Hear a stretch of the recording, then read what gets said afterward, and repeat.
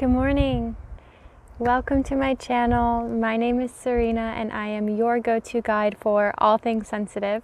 Today we're going to be talking about 3 of the most important elements to a successful, highly sensitive morning routine. Okay guys, so the first thing I want to talk about when it comes to a morning routine is that it has taken me some time to come across a formula that actually is that works for me and that I feel is successful. And because you can have a million morning routines that don't get you anywhere, right? And so what I first want to talk about is, why does a morning routine matter, And really, we're coming into a time right now where the entire world is shifting from a state of doing and having and doing in order to have, to a state of, being and being what you have. And so the way that we are creating now is changing. So I have found for myself personally that a morning routine has become that much more essential in my day-to-day life and how my days look. So let's get into the psychology of this, right? So if we get into the psychology of this about starting your day, the first thing that you do as soon as you roll out of bed is going to set the tone for your entire day.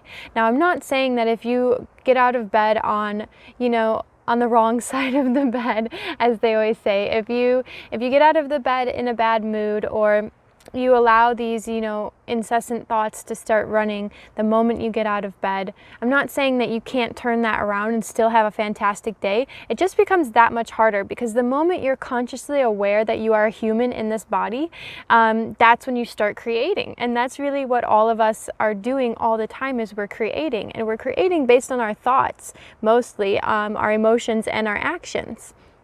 So the moment we get out of the bed, that starts the tone for our day right off the bat. That is why having a morning routine is going to be so important, especially for highly sensitive people, for empaths, for people that are taking in a lot of stimulus and emotions and energy throughout the day.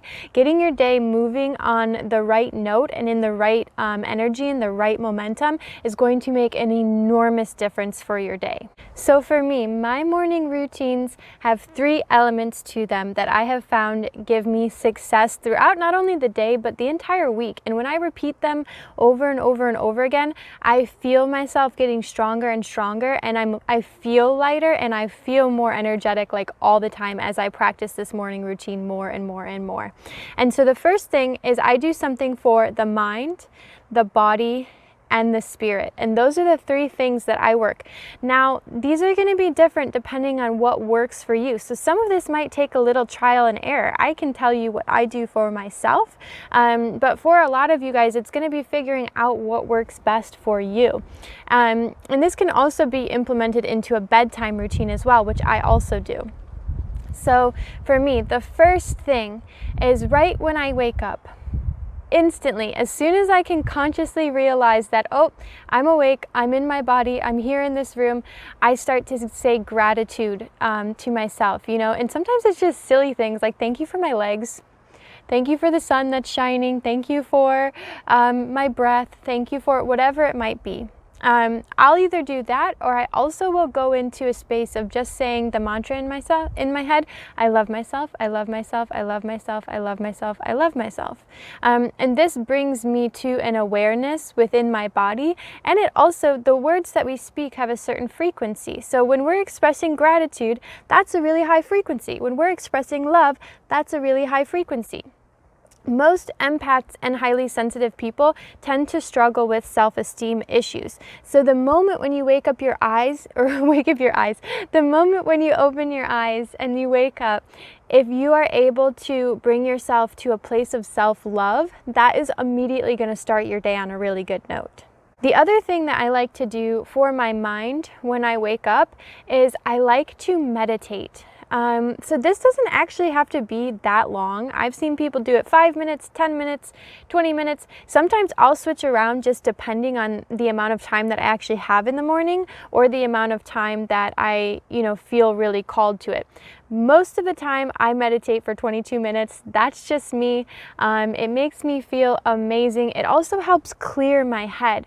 So a lot of times what happens as soon as we wake up, our minds start going. They start thinking, okay, I got to do this, got to make my lunch for the day, I got to shower, I got to take the dog out, like they run through the entire day. And then before we know it, especially as highly sensitive people, we're already, worked up, and our nervous system is already in a heightened state before we've even left the bed, or even before we've gotten in the car and really started the day. So for me, meditating in the morning is so extremely important, because it not only calms and quiets the mind, but it calms and quiets the nervous system as well.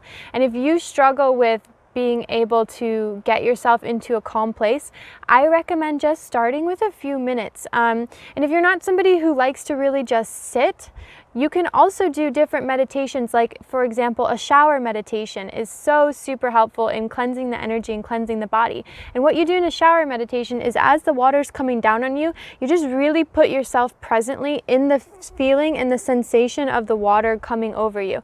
And as the water is falling over you, what you do is you just imagine it like dripping off and clearing all of your energy. And most people, showered for about 10 minutes or so, we'll say.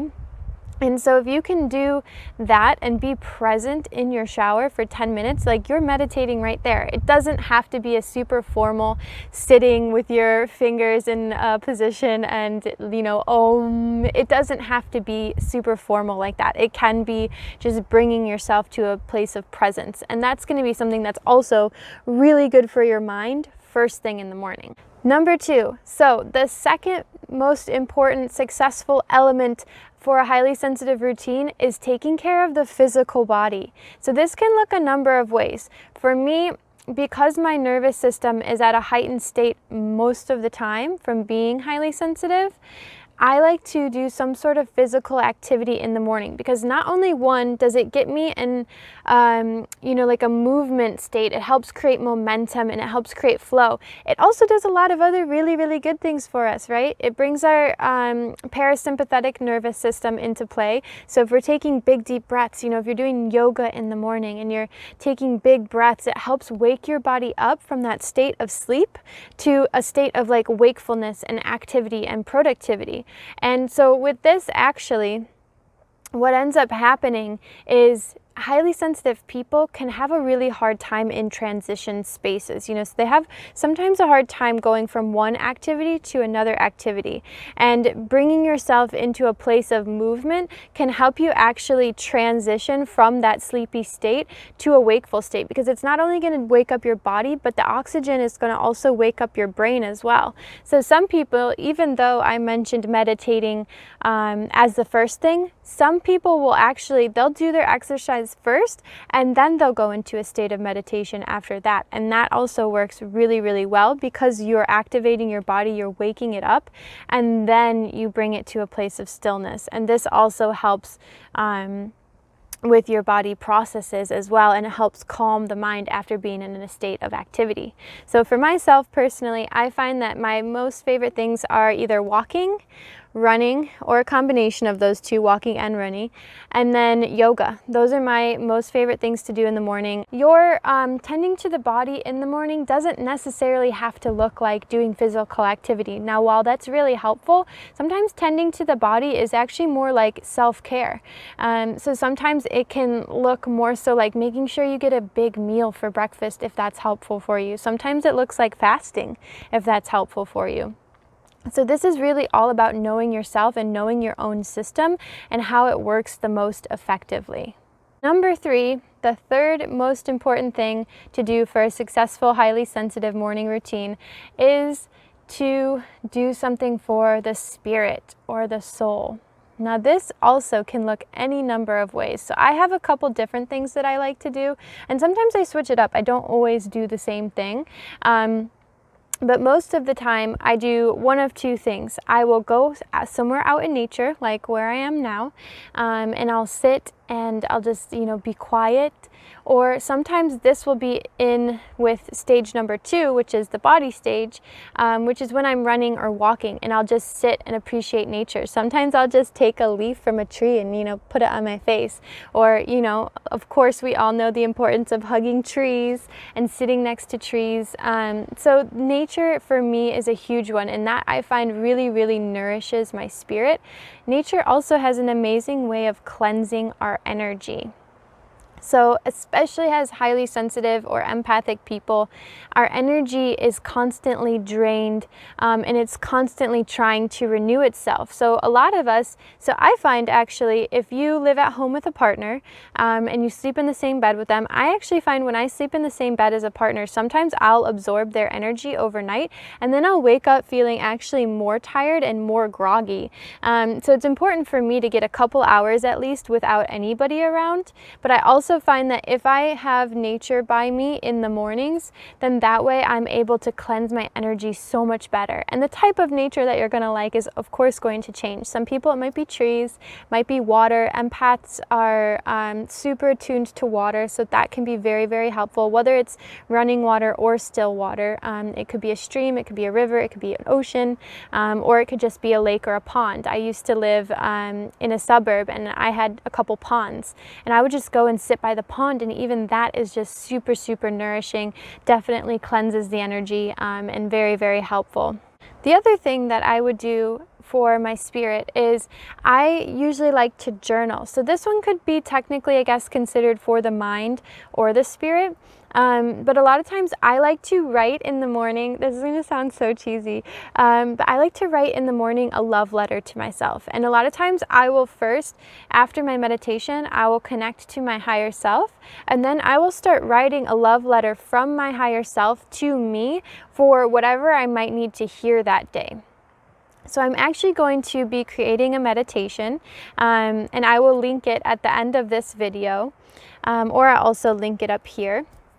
And this meditation is going to be all about connecting to your higher self. So if you've never connected to your higher self, if you don't have a really strong relationship with your higher self and inviting your higher self in on a regular basis, this meditation is very quick, it's super easy, and it can definitely help you reconnect with your higher self and feel more connected to your own soul and your own spirit, thereby giving you more strength to invite them in on a regular basis and to withhold the frequency that they carry. Because a lot of times what happens is our frequency is not high enough on a regular basis to be able to hold the intense, like, loving frequency of our higher self. And so I've noticed for myself, when I'm able to write out a letter to myself from my higher self, that it gives me more strength, and I feel the frequency of my higher self within me even stronger. And that has made a huge difference in my day, because your higher self can give you information that maybe you don't normally have access to. And that way, when I ask in the morning, what do I need to hear today? Oftentimes I get beautiful messages back on things, challenges that I might have later on in the day, or just somewhere that I haven't been nourishing myself. You know, if I haven't been connected to my body as much recently, or if I haven't been acknowledging like the good job I've been doing on certain things, like my higher self will alert me to that and say, hey, I see you and you're doing such a good job. And who doesn't love having encouraging words first thing when you wake up in the morning? It feels amazing. Alright guys, so that was my 3 most important elements to a successful, highly sensitive morning routine. I hope you guys enjoyed. Let me know in the comments below what you guys do for your morning routine. What have you found that's helpful for you? What do you think about catering to your mind, body, and spirit on a regular basis? Is that something that you do? Is there somewhere that you're missing out? And what things do you do that you found are super helpful for you? I would love to know. Don't forget also, hit the like button and the subscribe. I appreciate you guys so much. Thank you so much for watching, and we will see you next time. Big love, Serena.